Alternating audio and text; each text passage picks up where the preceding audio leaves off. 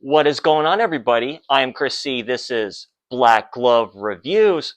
First off, I'd like to thank everybody very much. I'm up to 296 subscribers. I really appreciate it. This nerd, 46 years old, just do this for fun. Really appreciate it. Let's just get down to it. You can find me here on YouTube. You can find me on Instagram. You can find me in Letterboxd under the name Chris C. or Black Glove Reviews.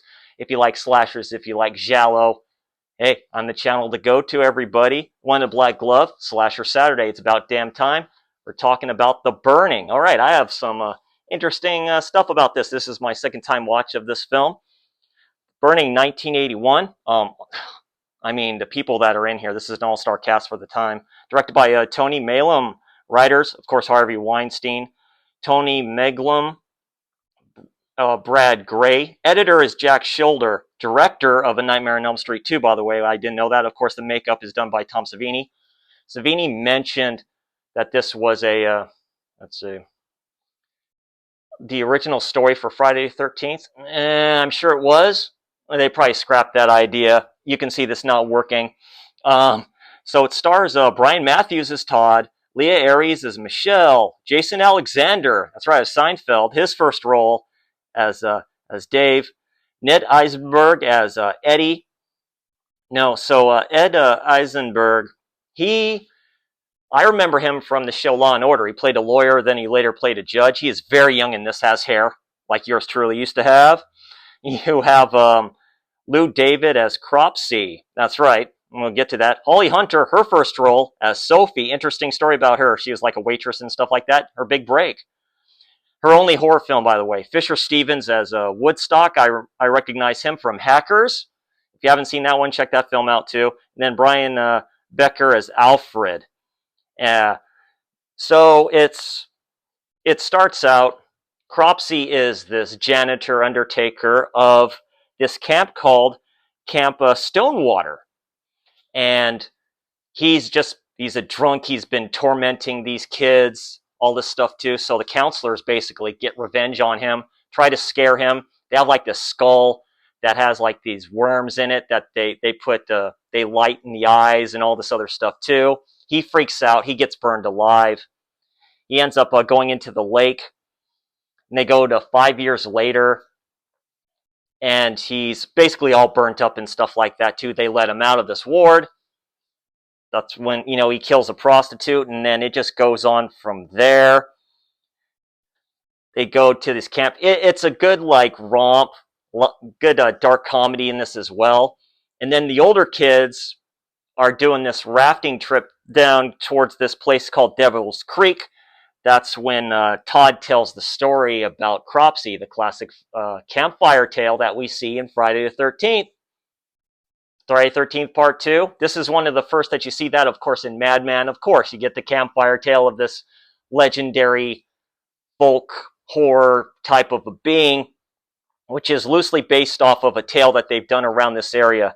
This is filmed in Buffalo, New York and stuff like that. The budget, $500,000 gross. I believe this is right, $315 million. IMDb just has it $315. I don't know.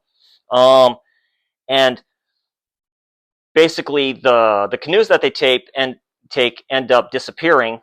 So they have to make this raft and all this other stuff as well. So they send these kids out on the raft and stuff like that. It's an iconic scene that you see here. He comes up, the shears, body count continues basically. There's a good body count in this film. I do like it.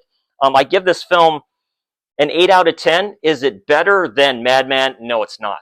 The second time viewing, I'm like, no, it's good. It's quick and stuff like that as well. First time I saw this was on Amazon. There's the uncut version that was on there because there's kind of like a lovemaking scene like in the water between the two main characters. They just took that out. That seems to be the only thing that they took out.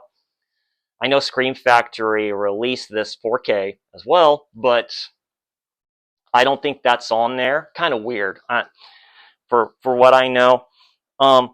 So like I said, I gave this an 8 out of 10, but it's a mid to lower 8 out of 10. Considering who the producer is, we all know about it.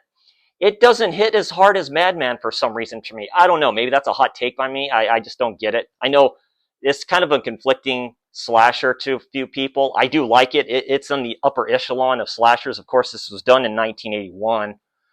Madman came out around that time as well. Maniac, films like that. This was a peak of slasherdom, as I call it. Great time to be a fan, going to the theater to see these as well. Makeup is done very well. Practical effects are done very well by the great Tom Savini as well. And there are good kills in here, and the atmosphere is very good. Of course, this was filmed during the day. Some stuff other than the campfire was done during the night, but they do this with a lot of these early camp slashers. Friday the 13th was probably the best one to do it because they had lighting around the area. So that works a bit better at night if you're able to do it right. That's okay. So, all in all, it's a very good one. If I have any more info here, using my big pamphlet here, um, yeah, just the name of Devil's Creek and stuff like that too. There's a book by Todd Kiesling that's called Devil's Creek, so that's pretty cool. He maybe did an homage to this film and stuff like that as well.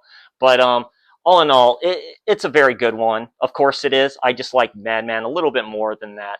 And yeah, that's my thoughts and review on this slasher Saturday of The Burning.